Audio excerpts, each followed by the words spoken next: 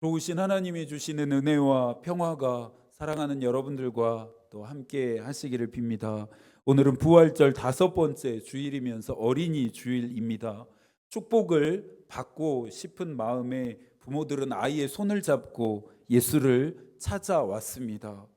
예수가 주시는 사랑, 자비, 능력이 아이들에게 깃들기를 바랬습니다. 그러나 이 마음은 이내 예수의 곁을 지키는 제자들에 의해서 분쇄됩니다. 제자들은 아이들을 데려온 부모들을 꾸짖었고 쫓아냅니다. 아이들까지 상대할 만큼 예수가 한가하지 않다는 것입니다. 따뜻하고 부드러운 음성이 제자들을 제지합니다. 부모와 아이들이 내게 가까이 올 수 있도록 비켜주겠니? 부모와 제자들의 몸싸움으로 피어난 먼지 같은 소란함이 가라앉습니다. 모두가 말씀하시는 예수 그리스도를 주목합니다. 하늘나라는 이런 어린이들의 것이다. 어린이들 한 명 한 명의 이름을 물으시고 머리를 쓰다듬고 축복하셨을 예수의 고운 눈길, 아름다운 손길이 느껴집니다. 마태가 예수와 아이들의 관계를 의도적으로 진술한 이유가 있습니다. 모일 때마다 예수의 살과 피를 기념하고 부활과 재림을 믿는 기독교가 미래 종파로 오해받을 수 있는 시대적인 상황을 고려했습니다. 어린아이를 축복하는 예수를 전면에 내세워서 기독교의 보편성, 건전성을 드러내려는 의도였습니다.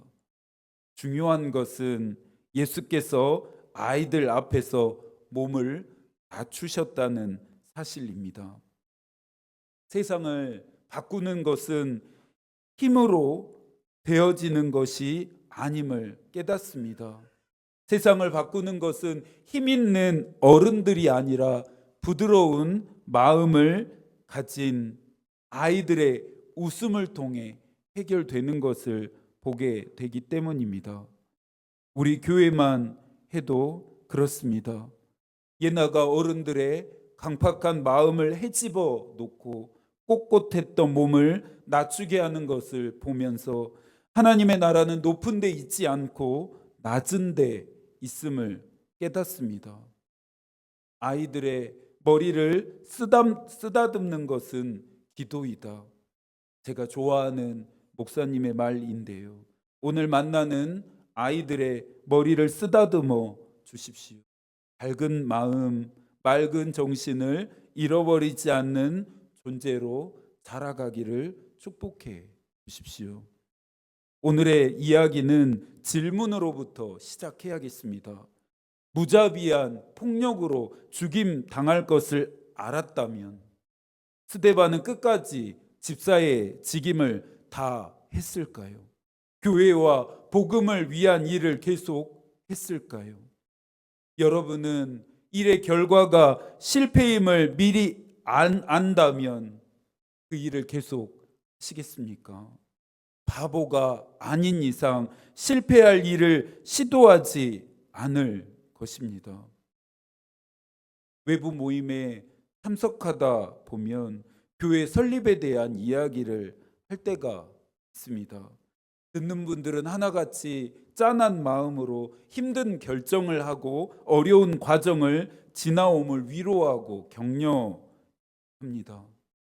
교회 설립은 저에게 계획되지 않고 의도하지 않은 일이었습니다. 만약 힘들고 어려울 줄 알았으면 꿈꾸지 않았고 시도하지 않았을 것입니다. 어쩌다 보니 하다 보니 교회가 설립되었습니다. 이후에 하나님이 계획하셨고 의도하셨고 꿈꾸신 일이었음을 알았습니다. 섭리라는 단어는 다스릴 섭자와 다스릴 이자가 합쳐진 말입니다. 이 섭리 앞에 하나님이라는 단어가 붙으면 하나님이 다스리고 다스리신다는 뜻이 됩니다. 히브리 시인은 온 세상을 다스리시는 하나님을 시편 93편 1절에서 노래했습니다. 주님이 다스리신다. 위엄을 갖추시고 능력의 허리띠를 띠시며 다스리신다. 그러므로 세계도 굳건히 서서 흔들리지 아니한다. 웨슬리도 하나님은 세상과 인간의 삶을 지혜와 사랑으로 통치하신다 말했습니다. 여러분의 삶을 하나님이 다스리게 하십시오. 섭리 안에 있어야 길을 잃지 않고 삶은 흔들리지 않습니다. 스데반은 자신의 삶을 강력하게 이끄는 섭리를 따름이 중요했습니다. 스데반은 복음을 전하는 곳마다 저항과 핍박을 마주합니다. 그런데 예수께 헌신한 이상 이것들은 문제가 되지 않습니다. 오롯이 받은 사명에만 집중해야 했습니다. 그의 모습에서 자꾸만 한 사람이 어른거립니다. 출생조차 축복받지 못한 사람, 한 번도 환영받지 못한 사람, 죽기 위해 살아야 했던 사람, 예수 그리스도입니다. 어린 나귀 새끼가 아닌 백마를, 최후 만찬에서 죽음이 아닌 혁명을, 십자가의 달림이 아닌 십자가의 매달음을 예수는 생각하지 않았습니다. 보냄을 받은 하늘의 뜻을 이루어야 했습니다. 저항과 핍박에도 예수께서는 갈 길을 가셨고 할 일을 하셨습니다. 스데반은 7 집사 중 한 사람으로 선택되는 순간부터 이 하늘의 뜻을 숙명으로 받아들입니다. 그런 스데반은 누가의 눈에 믿음과 성령이 충만한 사람이었습니다. 사내들인 공회는 유대의 최고 의결 및 사법 기관입니다. 이곳에 스데반이 서 있습니다. 악인이 의인치기를 꾀하고 향하여 그의 일을 가는도다. 성전과 율법을 모독했다는 거짓 증인들의 고발 때문입니다. 1985년 9월 민주화운동 청년연합 의장이었던 김근태는 남영동으로 끌려갑니다. 서울 도심의 아우슈비츠라 불리우는 악명 높은 장소이죠. 갇혀있는 내내 잔혹한 고문이 지속되었습니다. 그는 당시 느낀 고통을 몸 안에 핏줄과 신경이 누렇게 타 들어가는 느낌이다 회고했습니다. 육신이 아닌 인간으로서의 존엄이 부서졌습니다. 한 인간을 이토록 처참하게 유린한 이유가 무엇일까요? 대학생을 중심으로 사회 곳곳에서 본물처럼 터지는 민주화의 염원을 잠재우기 위한 본보기가 필요했습니다. 독재를 유지하려는 자들에게 민주주의는 기득권을 붕괴시키는 도전이었습니다. 공회는 확실하게 스데반을 제거할 수 있는 가장 좋은 명분이었습니다. 더군다나 신성 모독이라는 혐의는 변론조차 허용되지 않았습니다. 간교하게 짜여진 함정에 스데반이 걸려들었습니다. 이제 모든 사람이 스데반의 최후를 지켜봅니다. 혐의를 인정하느냐는 신문에 스데반은 아브라함의 선택과 언약, 요셉을 애굽으로 옮기심, 모세를 부르심, 광야에서 모세와 함께 하심, 금송아지 숭배 사건, 성전에 대한 이야기를 나열합니다. 이스라엘이 잊어버린 하나님의 백성으로서의 정체성을 일깨우기 위함이었습니다. 성령을 거스르고 의인을 죽이고 율법을 지키지 않음을 스데반이 지적하자 이들은 한 사람을 생각해야 했습니다. 그들이 십자가에 매달아 죽인 예수입니다. 예수만 죽이면 모든 것이 원래대로 돌아갈 줄 알았습니다. 하지만 예수가 남겨놓은 복음의 씨앗들이 곳곳에서 움텄고 전방위적 위협이 되었습니다. 회개하라, 천국이 가까이 왔다는 예수의 말씀처럼 스데반도 곧은 마음, 굳은 태도를 회개하라 요구합니다. 51절입니다. 목이 곧고 마음과 귀에 할례를 받지 못한 사람들아. 당연히 예수의 말을 듣지 않는 자들이 스데반의 말을 듣고 회개할 리가 없죠. 6장 54절입니다. 그들이 이 말을 듣고 마음에 찔려 그를 향하여 이를 갈거늘. 마음에 찔려 언뜻 들으면 그들이 양심의 가책이라도 받은 것처럼 생각되어집니다. 이 표현은 톱으로 켜거나 썰다에서 파생된 말로 극한의 분노로 인해 그들의 마음이 갈기갈기 찢겨졌음을 의미합니다. 양심의 가책을 받은 것이 아닙니다. 그들의 마음에 분노와 증오가 일어났음을 의미합니다.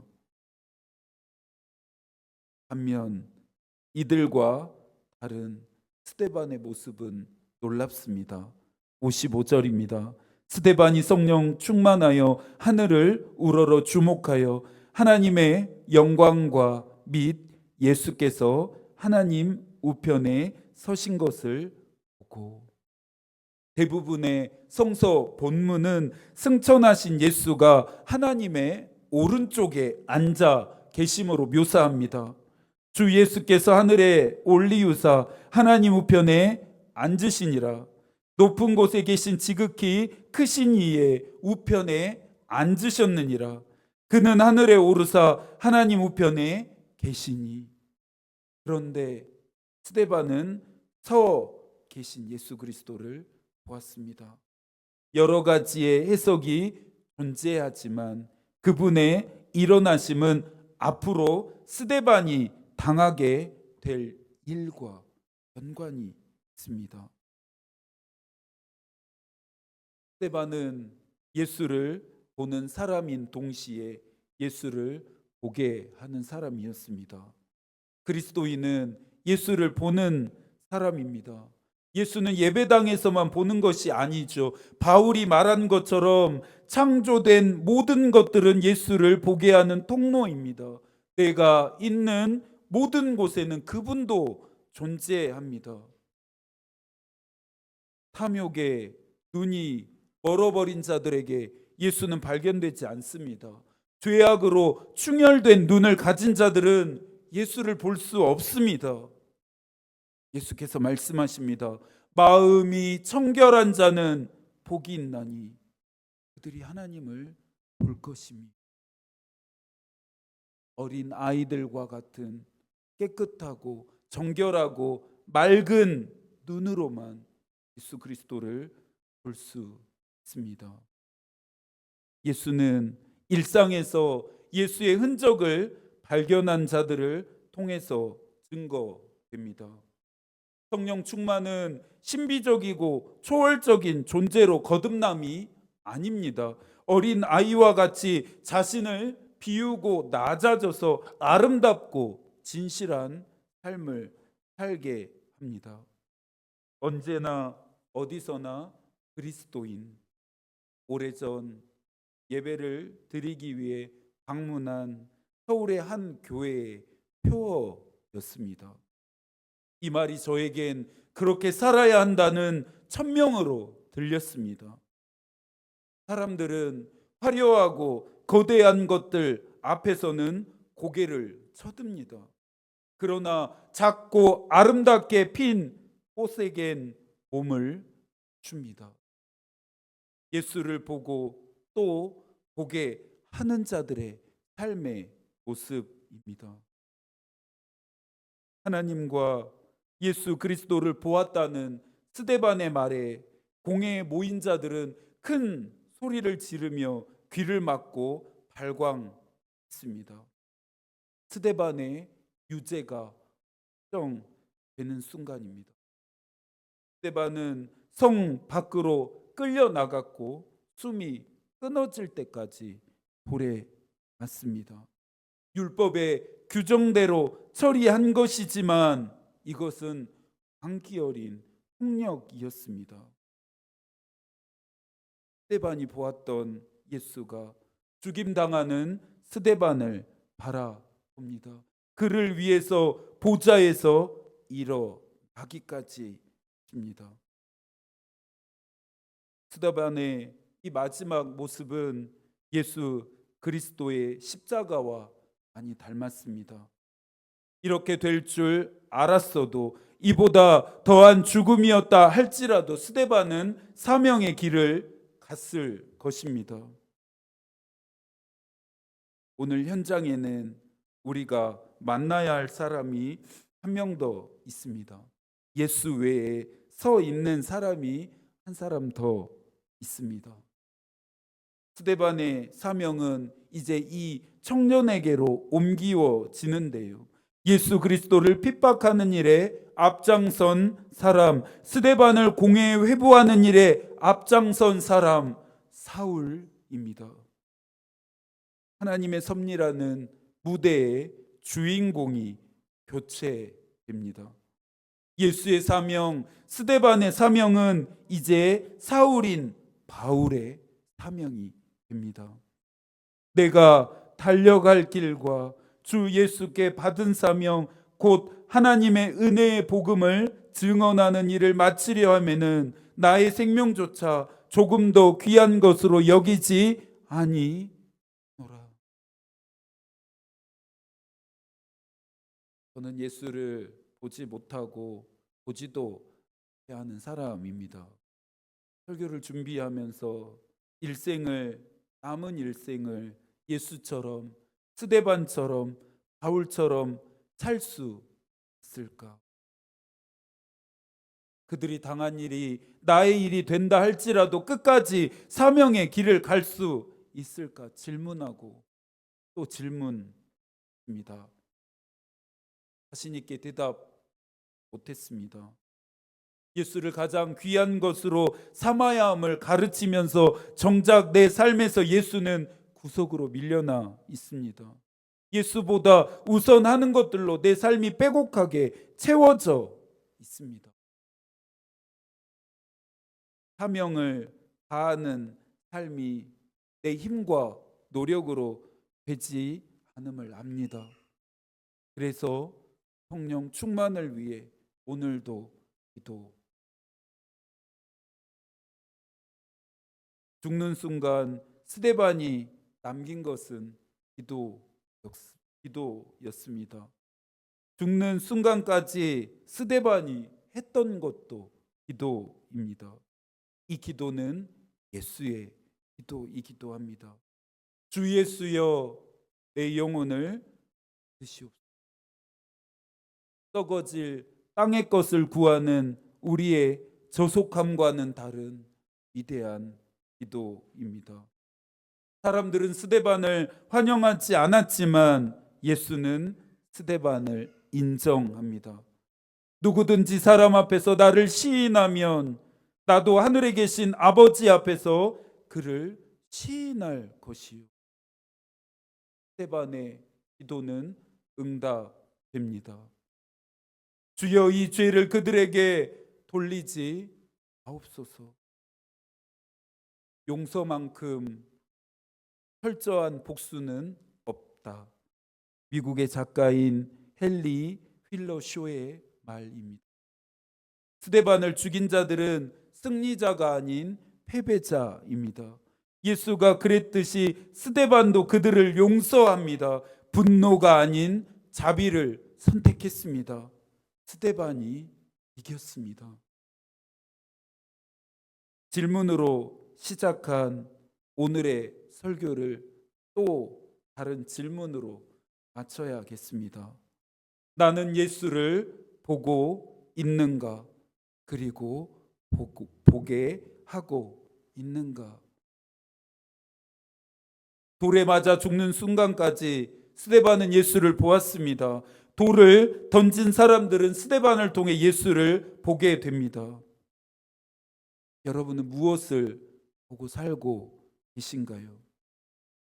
여러분의 삶을 통해 사람들은 예수를 보고 있을까요? 그리스도인은 예수를 보고 또 보게 하는 사람입니다. 이 삶을 살게 하는 힘은 무엇으로부터 비롯될까요? 성령 충만입니다. 누가가 스데반의 성령 충만한 모습을 강조한 이유입니다. 성령 충만은 하늘의 뜻을 짊어짐입니다. 예수께서 보냄을 받은 뜻을 짊어진 것처럼 스데반이 예수의 마음을 짊어진 것처럼 말입니다. 하나님의 마음과 뜻은 우리가 져야 할 십자가입니다. 마태복음 16장 25절부터 27절까지의 말씀입니다. 누구든지 제 목숨을 구원하고자 하면 잃을 것이요 누구든지 나를 위하여 제 목숨을 잃으면 찾으리라. 사람이 만일 온 천하를 얻고도 제 목숨을 잃으면 무엇이 유익하리요? 사람이 무엇을 주고 제 목숨과 바꾸겠느냐? 인자가 아버지의 영광으로 그 천사들과 함께 오리니 그때 각 사람이 행한 대로 갚으리라. 우리 주님의 말씀입니다.